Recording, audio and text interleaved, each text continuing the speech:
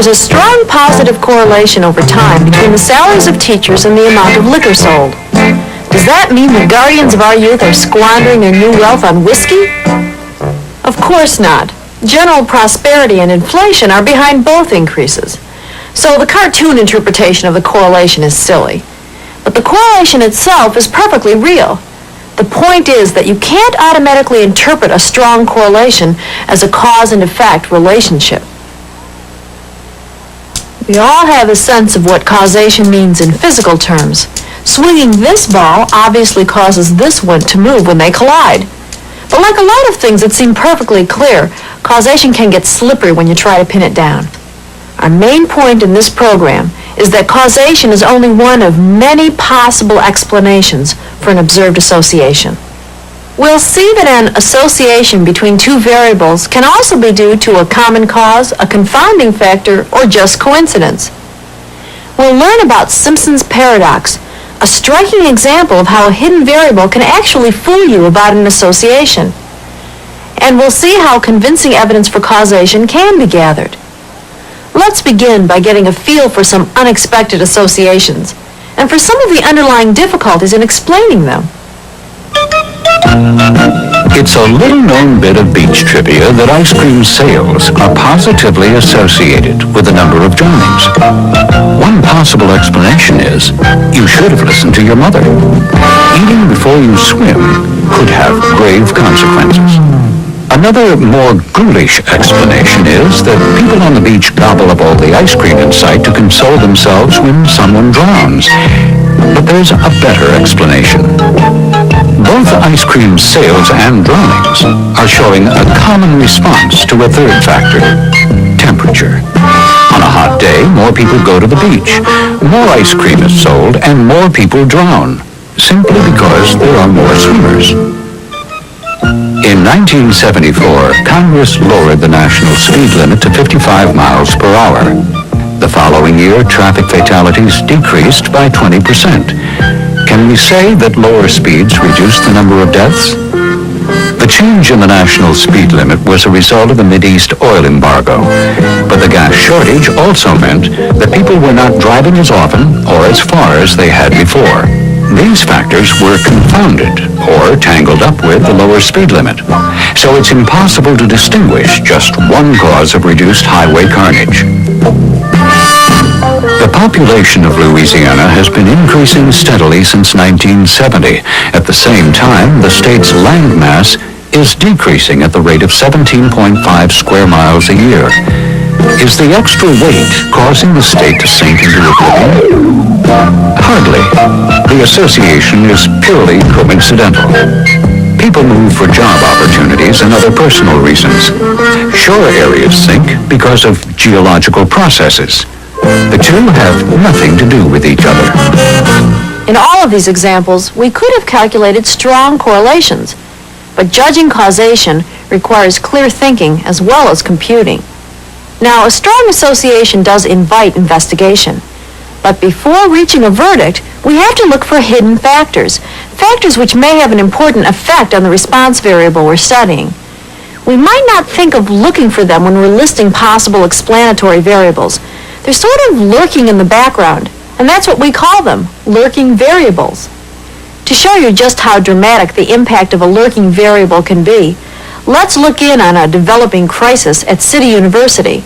I've made up this fanciful tale, but it's modeled on an actual case that occurred at the University of California at Berkeley. This is City University, a thoroughly up-to-date metropolitan campus. Coeducation has a long and harmonious tradition here at City, and that's true of the graduate professional schools as well as the undergraduate college. Both the business school and the law school take pride in their equal opportunity policies. So the Dean of Graduate Admissions was stunned when the student newspaper charged sex discrimination in admissions to these professional schools. As an astute administrator, he assembled the relevant numbers. 360 men applied to the professional schools, and 198 were admitted. That's more than half. 200 women applied, but only 88 were accepted. That's considerably less than half. The dean was worried. The numbers do smack of sex discrimination. Are women unfairly excluded from City University? There seems to be an association between gender and admissions here. Let's get more precise about the nature of this association. We might think first of using correlation to test the strength and direction of the relationship between gender and admissions, but that won't work. Why not? We need variables we can measure or count, quantitative variables, to compute correlation. But gender and admissions are categories. Gender has just two values, male and female, and the same is true for admissions. The only possible outcomes are yes and no. So in this case, we use another method to measure association numerically, comparing percents in a table. We add another column to the table and calculate the percent of each sex admitted. 198 admissions out of 360 applicants, for example, is an admissions rate of 55%. Out of 200 women applicants, 88 were admitted. That's 44%. Of course, that doesn't change the story, but it does enable us to make a numerical comparison. And this evidence looks pretty dramatic. 55% of male applicants were admitted versus just 44% of female applicants. Is there discrimination? We'll continue our tale by looking at each graduate school separately. The business school at City is extremely rigorous.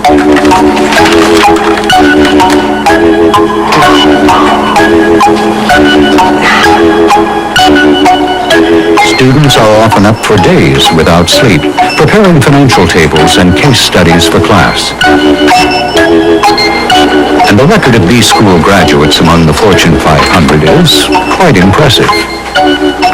This year, 120 men applied to City Business School and 18 were accepted, an admissions rate of 15%. Applications from women to business school are growing, and this year, for the first time, the number of women applicants equaled the number of men.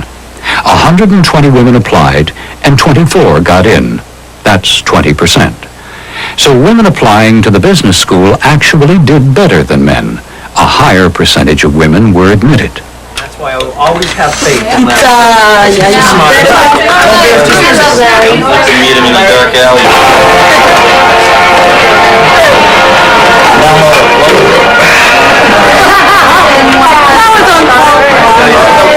Although the City Law School is flourishing, its reputation is not nearly as high as the business schools. Now what do you...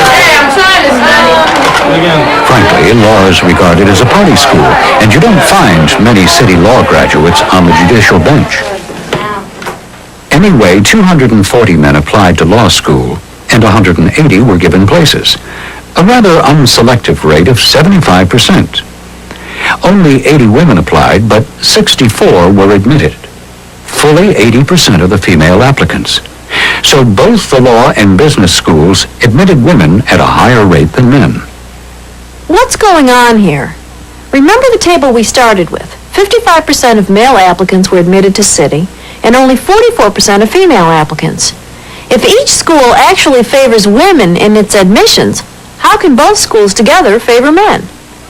This kind of puzzle is so intriguing that it has a name of its own, Simpson's paradox. To unravel it, we've combined the data from the law school with the data from the business school. When we look at the ratio of admissions to applicants for both graduate schools at the same time, a new observation jumps out. Many more men than women applied to the law school with its rather generous admission standards, while women and men applied in equal numbers to the more selective business school. There's a lurking variable here. Which one of the professional schools you applied to makes a great difference. And that's Simpson's paradox. The direction of an association can actually be reversed by a lurking variable. There's an important lesson in all this. Appearances, even statistical appearances, may be deceiving. Association doesn't necessarily imply causation. The best way to make a case for causation is to conduct an experiment. An experiment allows for a direct test. In a laboratory, for example, we can study directly the effect of mixing one chemical with another. That's the basis on which physical scientists say they understand how one thing causes another. But in the world outside the laboratory, in the realm of politics and economics and people's lives, experiments are much more difficult to conduct. Say it's 50 years ago, and you're an eager experimenter with a startling hypothesis. You think that smoking might cause lung cancer. You go to a nearby nursery and choose newborns to be randomly split into two groups. You control the behavior of both groups. Half the infants are forced to smoke. The others you install in an identical environment, but you forbid them to smoke. Then you go off to write some new grant proposals. 30 years later, you show up again and compare the rates of lung cancer in the two groups. You could be confident that whatever differences exist between the two groups are due to smoking. While it's quite common to use human subjects in experiments, obviously the one I just described is unfeasible and unethical. And yet, today we know there's strong evidence that smoking causes cancer. Cigarette packages even say so. But how do we know it? What's our evidence that causation is the proper explanation for this association? The answer to those questions is a fascinating chapter in the history of biostatistical research.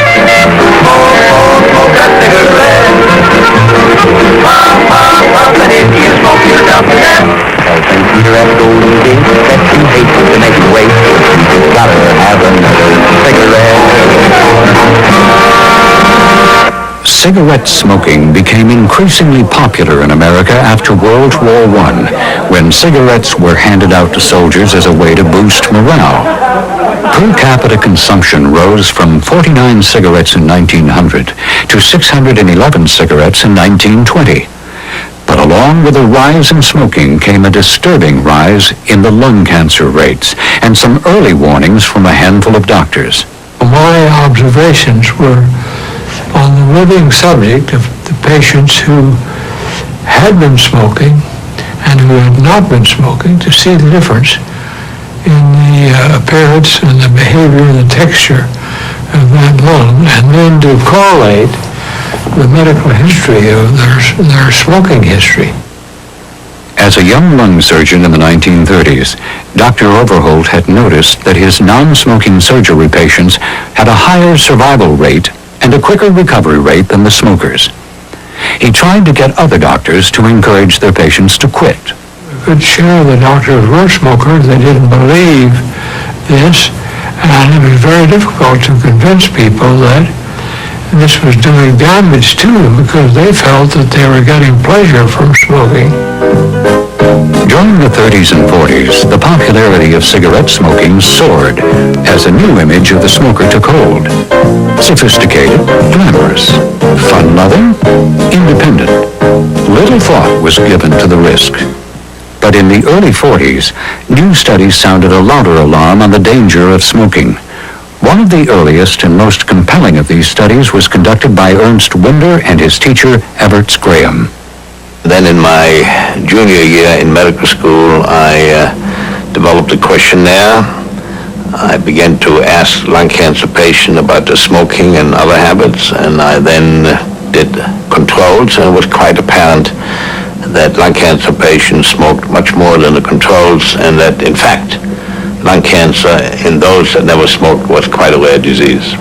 Dr. Winder, then a student at St. Louis, under Dr. Evarts Graham, came to me and he said, Camel cigarettes cause cancer of the lung. I couldn't believe it. And you see what you look for, and you look for what you know, and it never occurred to me that cigarettes caused cancer. So we went to see my patients, and at that time I had quite a large practice. We discovered to our amazement that patients who had cancer of the lung were 17 times to 1 as apt to be 2-pack-a-day smokers.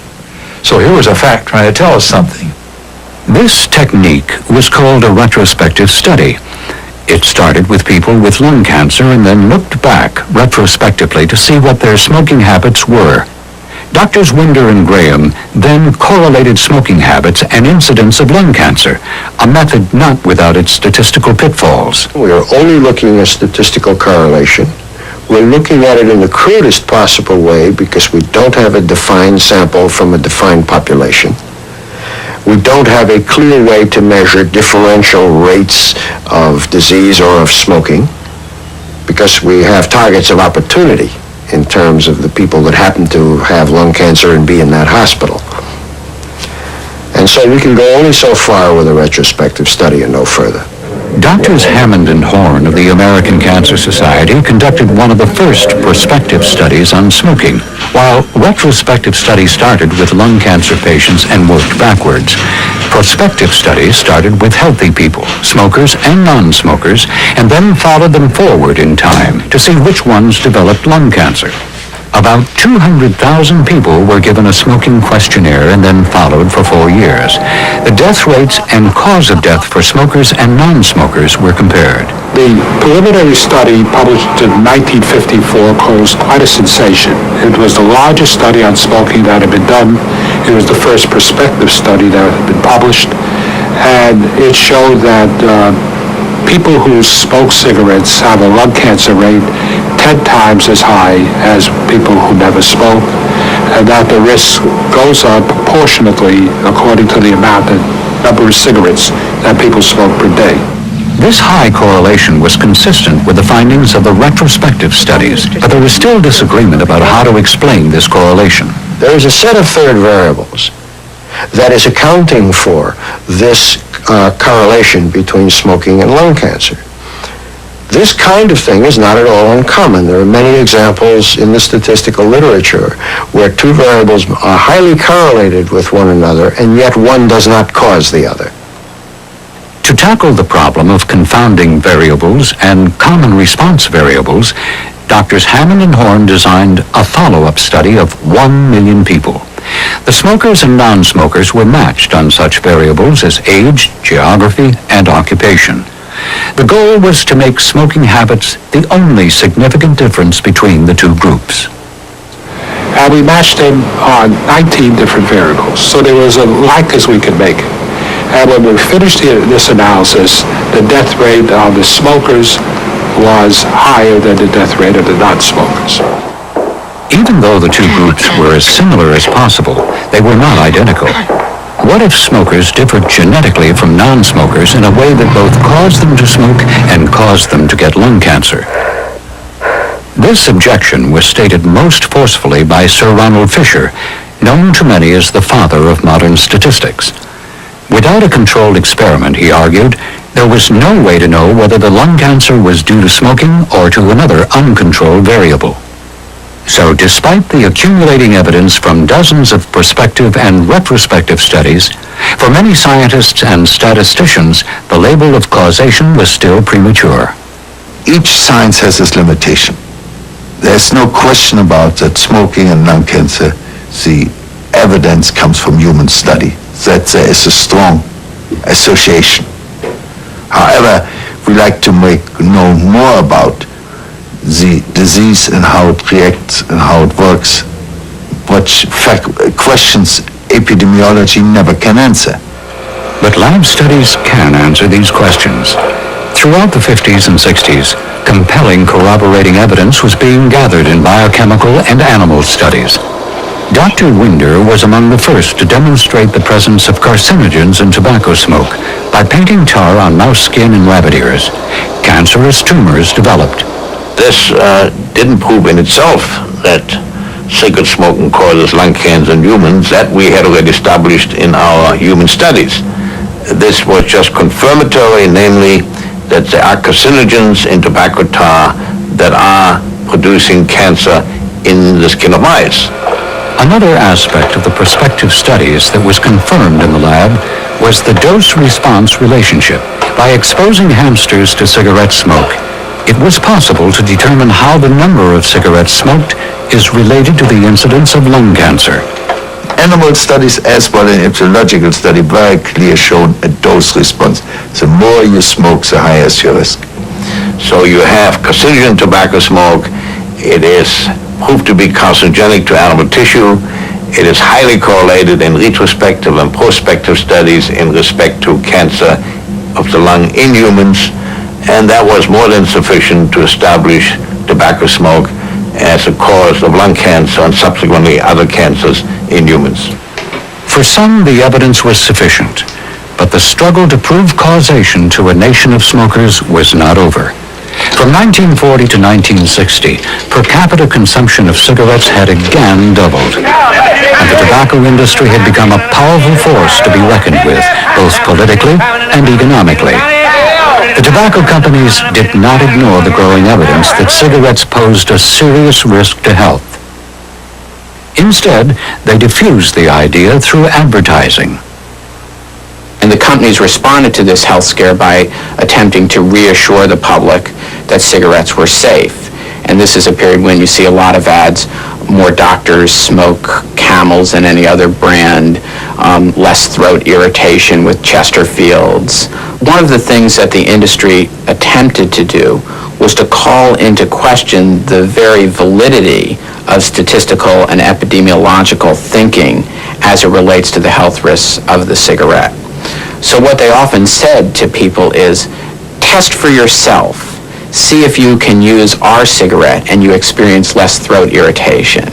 And what this really did was say, don't look at the data, look at individual experience.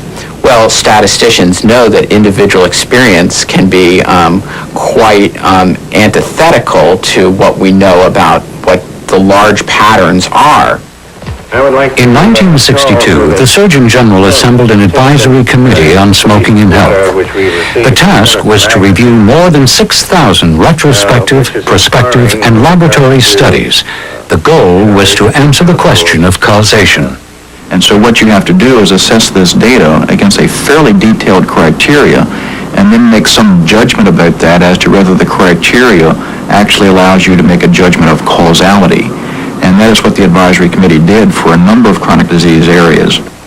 The criteria for causality established by the committee were: 1. The consistency of the association. Do the different methods of studying the association provide consistent results? 2. The strength of the association. Are the lung cancer rates for smokers much greater than those for non-smokers? 3. The specificity of the association. Can smoking habits be predicted from lung cancer incidence, and can lung cancer incidence be predicted from smoking habits? 4. The temporal relationship of the association. Does the presumed cause, smoking, always precede the presumed effect, lung cancer? 5. The coherence of the association. Does the association make sense in light of what we know about the history and biology of the disease? Using these criteria, answering these questions, the committee reached its historic verdict. The committee states on page 61 of the report, and I quote, "In view of the continuing and mounting evidence from many sources, it is a judgment of the committee that cigarette smoking contributes substantially to mortality from certain specific diseases and to the overall death rate." In the wake of the Surgeon General's report, millions of Americans quit smoking. Congress passed a law requiring warnings on cigarette packs, and the anti-smoking movement as we now know it was born. The scientific consensus was in. Smoking does cause lung cancer. But the tobacco industry kept the debate alive, leaning heavily on one idea. Statistical associations are not always causal. Most of the charges against smoking are based on statistical studies, which have been interpreted in different ways and questioned by a number of scientists. Statistics of themselves cannot prove a cause and effect relationship. They can show a need for research to find out if the statistical association means anything. There has always been a question about how valid is a statistical notion of causality. Wouldn't it be better if we could take some substance out of the cigarette, put it into a cell, see cancer develop in that cell in the laboratory, and then we would know? Well, it was difficult, if not impossible, to reproduce cancer in the laboratory in that way. So the way that this causation was really proven was on the basis of statistical incidence. The whole story of smoking and lung cancer shows how hard it is to prove causation when direct experiments aren't possible. But the standard of proof isn't always a reasonable one. While mathematics may offer certainty in the proof of a theorem, All that science can usually do is offer degrees of evidence. Here, the case is as strong as it gets, in the absence of experiments. We have a variety of firm evidence for a strong positive association. We have refuted alternative explanations, and we have discovered a plausible account of the cause and effect sequence. Science, with the help of statistics, has done its job. The road from association to causation is smoother when we conduct experiments, but it's a narrow road that has to be traveled properly. Designing valid experiments will be our topic next time.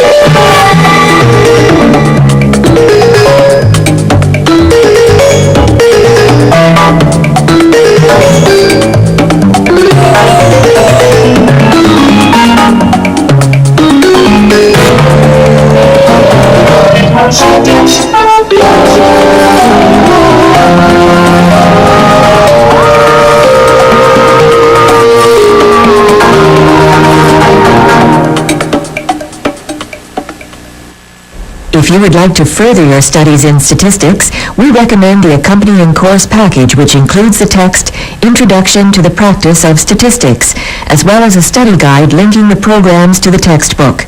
The complete package is available for $69. To order yours, have your Visa or MasterCard ready and call Toronto 445-5333. From outside Toronto, call 1-800-663-1800.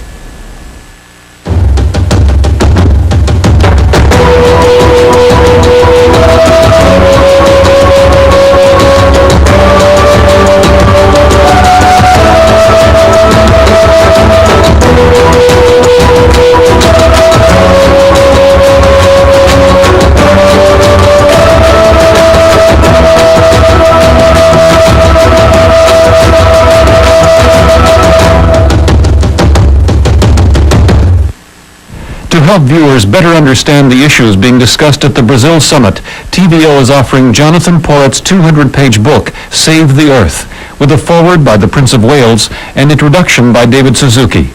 Cost of the book is $29. To get your copy, call Toronto 445-5333 or 1-800-663-1800 and ask for Operator 11.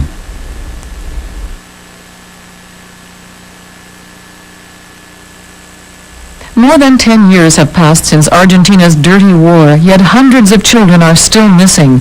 TVO's Human Edge presents a powerful documentary on Argentina's stolen children tonight at 10, 9 Central.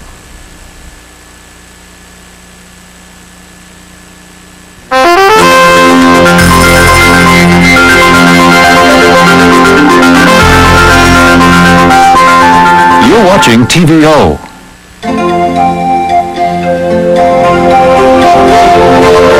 Welcome to TVO Home Studies. Next, we present Against All Odds, a university-level statistics course. The accompanying text, Introduction to the Practice of Statistics, is part of the course package. It provides contemporary instruction on data analysis. You'll also receive a study guide, which links the programs to the text and includes reading lists, problem assignments, a self-test, and sample examinations. At the end of the program, we'll tell you how to order the course package. Now, Against All Odds, Inside Statistics.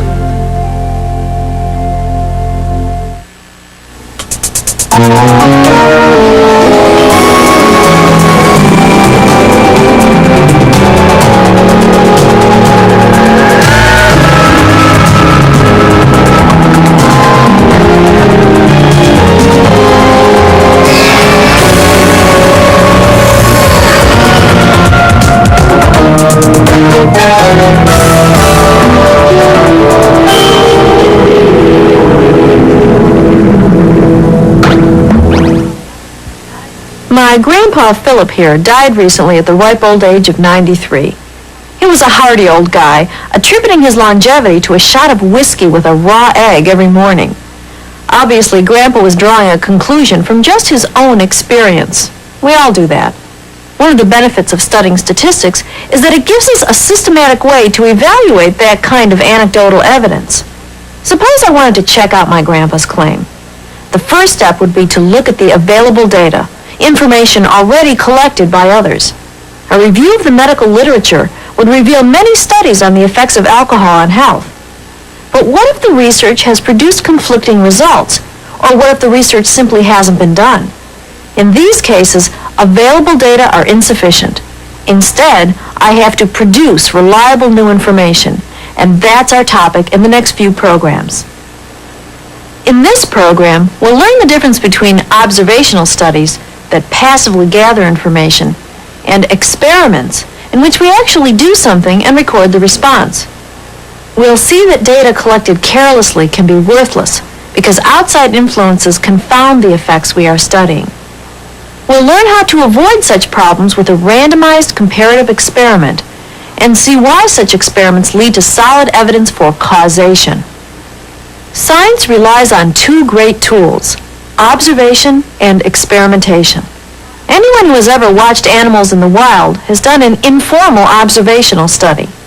A scientific observational study is more structured, but it's basically the same thing. Let's take a look at a rather unusual wildlife study in action.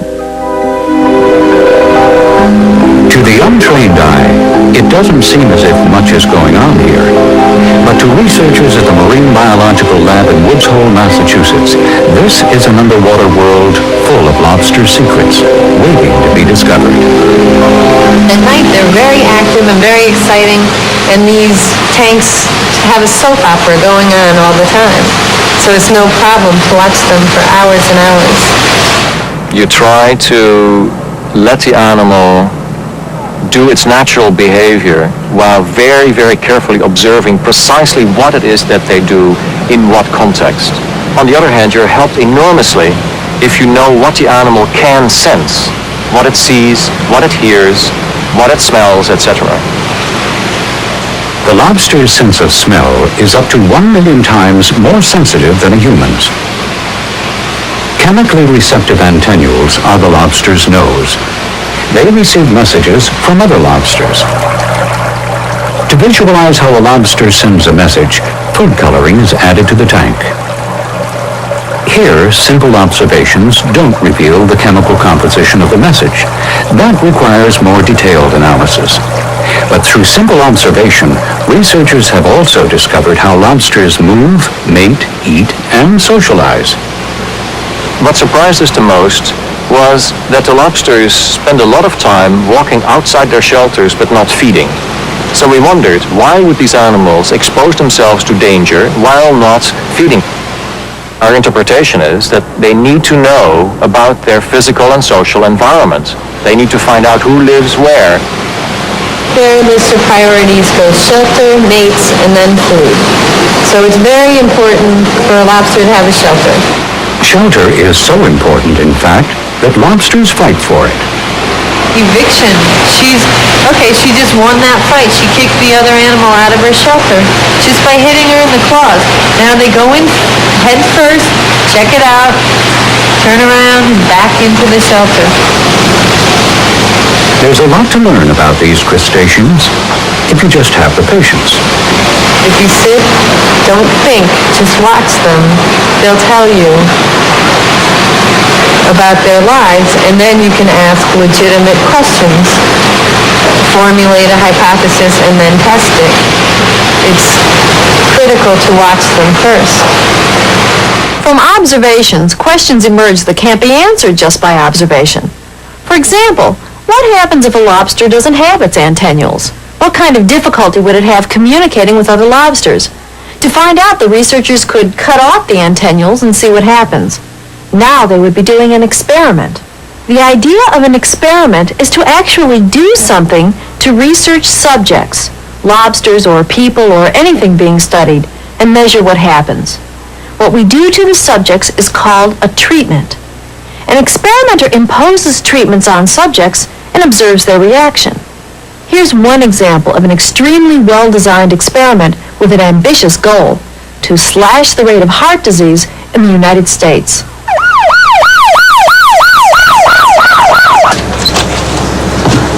Each year, 1.5 million Americans will suffer the trauma of a heart attack.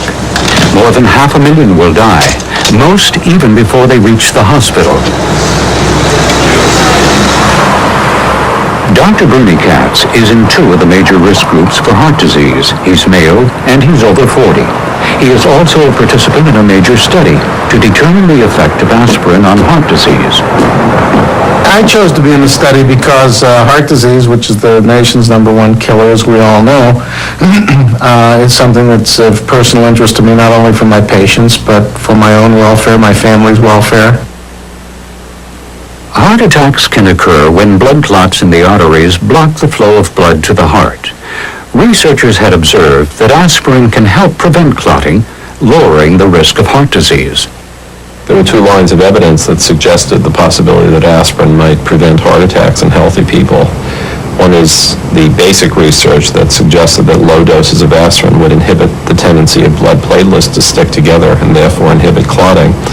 And the second was some observations in human populations that suggested that people who used aspirin regularly might have lowered risk of heart disease from those who did not.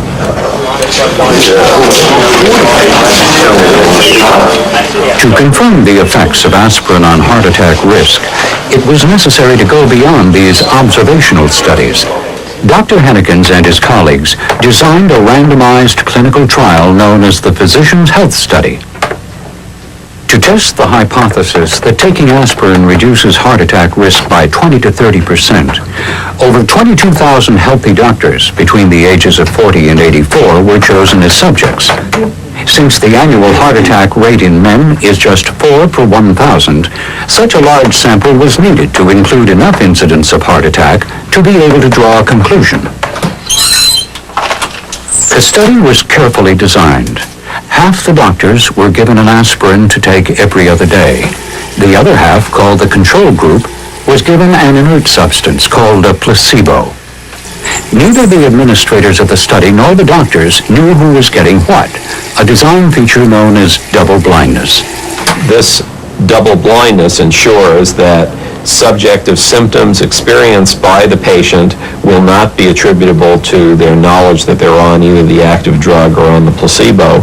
And in addition, a blindness on the part of the investigator ensures that the ascertainment of the cardiovascular endpoints as well as the eliciting of symptoms on the part of the patient will not be influenced by the knowledge of whether they're on the active drug or not.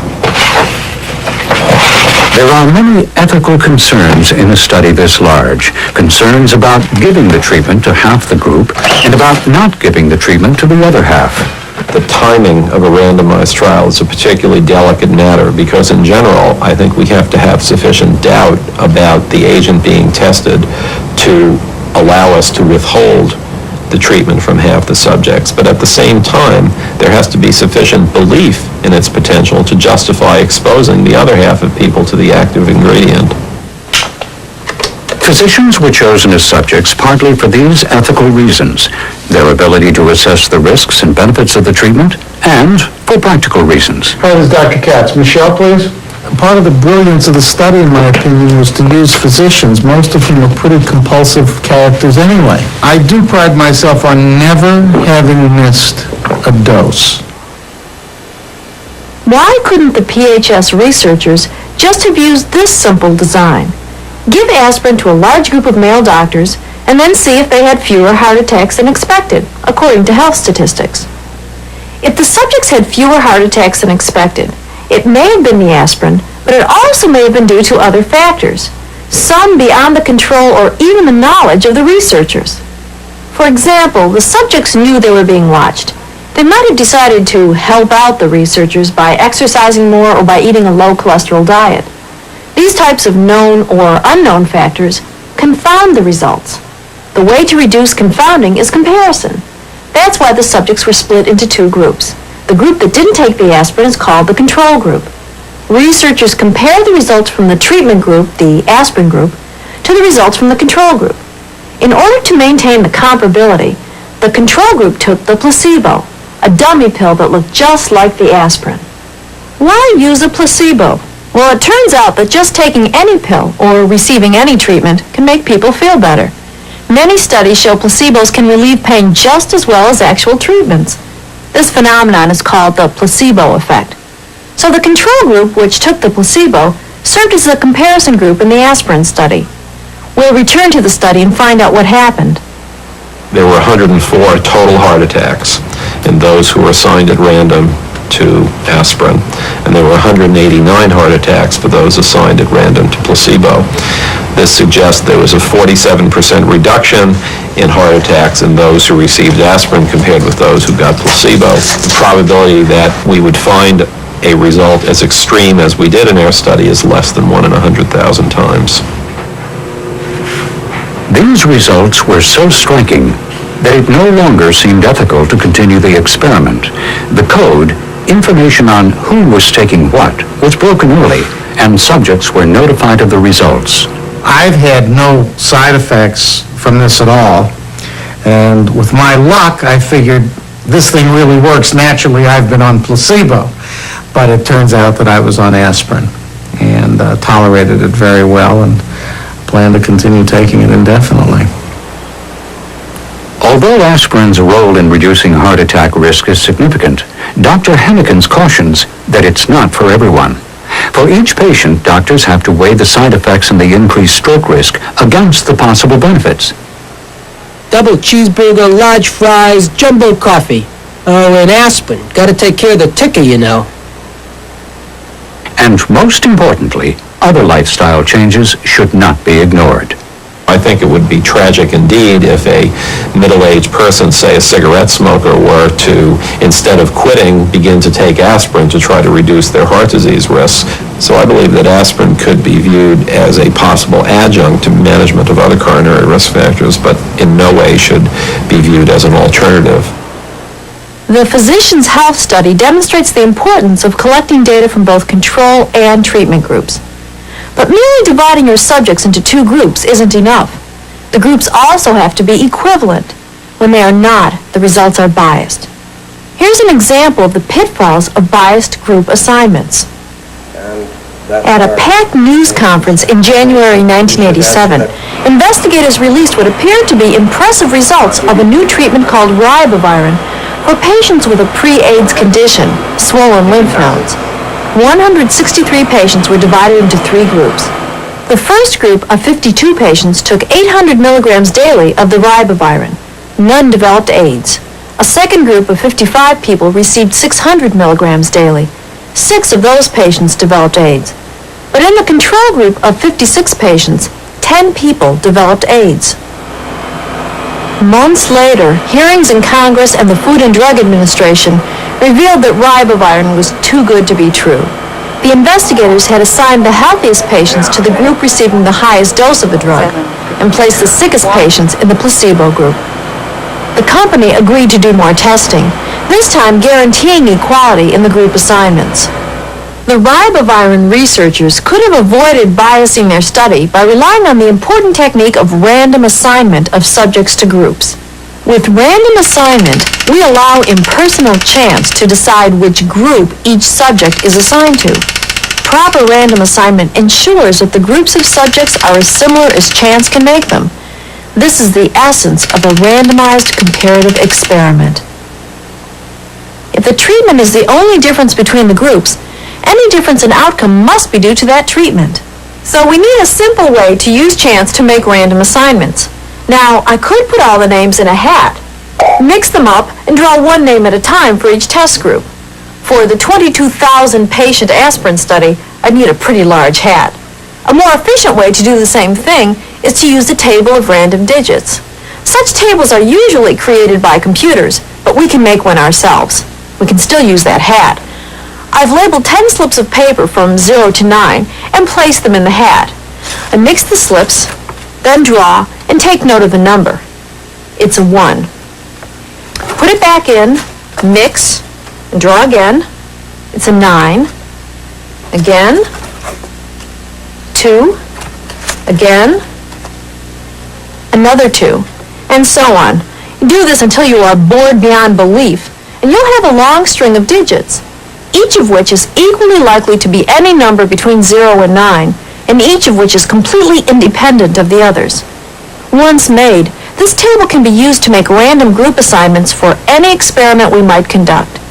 We'll illustrate the principle on a small scale, say with 14 subjects.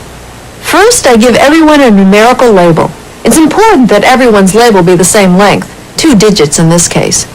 Then we read groups of 2 digits, beginning anywhere in our random number table. The first 7 names selected will be the treatment group. The remaining 7 will be the control group. The first pair of digits in the table is 12, and that's Muir. Next is 9, and that chooses Watt. Then I take the next 2, jumping over the gap to find 57. That's not one of my labels, so I just go on to 69, 41, 14. 14 is one of my labels, so Riley would be chosen for my treatment group. You can see the method. The random digits choose labels, and so choose names at random from my list. Let's look now at a dramatic, randomized comparative experiment designed to tackle a growing problem, domestic violence. 597, 10-4, Nicole Jones. She was lying in a bed. And how was he over He was over her, just like kneeling and, and choking her in the face. It's just like, eyes were bulging and... You heard him slap her? Yeah. Domestic violence, the most common and often the most dangerous of all police calls. That's why in Milwaukee, Wisconsin, these DV cases are treated very seriously. The suspected batterer is automatically arrested. But is that the best way to prevent further violence? If we're not doing what we should be doing, then let's find out if there's a better way of doing it. Hopefully, that's what I'm going to get, that's what I expect to get from this study. Is there a better way of doing it? Right now, I have to believe mandatory arrest is the way to go. The study the chief approved was designed by Dr. Larry Sherman, a professor of criminology, and is run from a tiny office in police headquarters. Here, they are applying experimental methods to solve a real social problem. How can the police prevent a repetition of the violence? We evaluate what the police do, not just in terms of what happens that night, but what happens over the long term, the next 3 months or 6 months. Are people more or less likely to commit offenses because of what the police have done? That seemed to me to be the most important question, and the best way to answer that was with the medical model of research in which the different police strategies, just like different pills or different kinds of surgeries, would be applied at random to control for other possible causal influences on repeat violence. The administrators of the experimental treatments are 30 specially trained domestic violence officers. Once on the scene, they must quickly diffuse the violence. They rely on experience and instinct to make sense of a chaotic situation. How do you know that? That's my baby's daddy, that's all. Yeah, that's all. Did you ever live with this? No, I haven't. How old is your baby? She's 6 years old and she was here. And he's the father? Yes. She says you beat her with this stick on the arm. You might have busted her arm. I ain't touched her. Ask anybody up there. She's holding her arm like it's busted. She hit me. I didn't hit her. After dealing with the immediate crisis, the officers then determine if the case is eligible for the study. The victim and suspect must both be present. Neither can be wanted by the police. There can be no serious injuries, death threats, or weapons on the scene. The officers will administer one of 3 treatments assigned from the safety of police headquarters.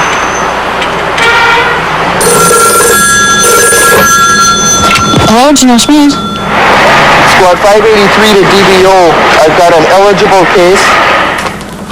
Okay, hang on a minute. What's your payroll number? And the victim's last name? Initial? All right, hang on. Each sealed envelope contains one of 3 treatment code numbers, chosen earlier with a random numbers table. The 3 treatments are 1, arrest and hold until bail is posted, usually about 12 hours. 2, arrest and release within 2 hours. 3, no arrest. The police mediate the dispute at the scene. Okay, officer, you have a code 3. 583, 10-4. Code 3, the suspect is released. Edward, come on up. Edward will never know he was just a slip of paper away from being arrested, or that he was a research subject in an experiment. Edward, here's your key. And I want you to head that way up North Avenue, okay? And I want you to leave now. We don't get consent. We don't tell people what's going on. They are blind to the fact that there is an experiment. They are blind to the reasons why the treatments are being allocated. This incident is over. The suspect remains free. The victim is on her way to the hospital to get her arm x-rayed, and the domestic violence officers are on their way to the next case. But the experiment isn't over. The critical part is finding out just what impact the treatment had. Johnny Johnson is paying a visit to a woman who was beaten by her boyfriend 6 months ago. Johnny's collecting the most important data. Has there been a repeat of the violence? The woman asked to remain anonymous. Do you feel that with the police arresting him and keeping him overnight, did that make him feel that what he did to you was wrong? No.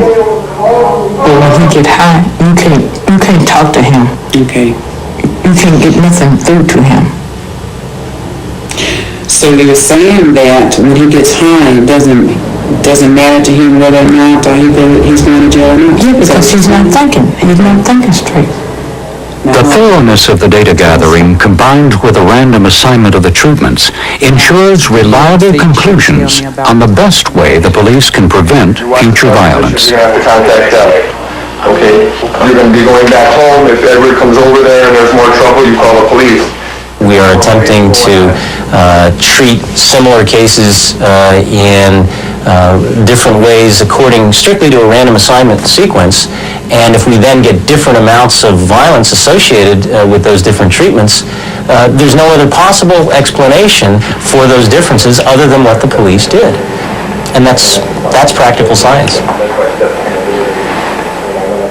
As the domestic violence study suggests, it's tough to design a good randomized comparative experiment. Here's a fictional example to see how easy it is to slip up.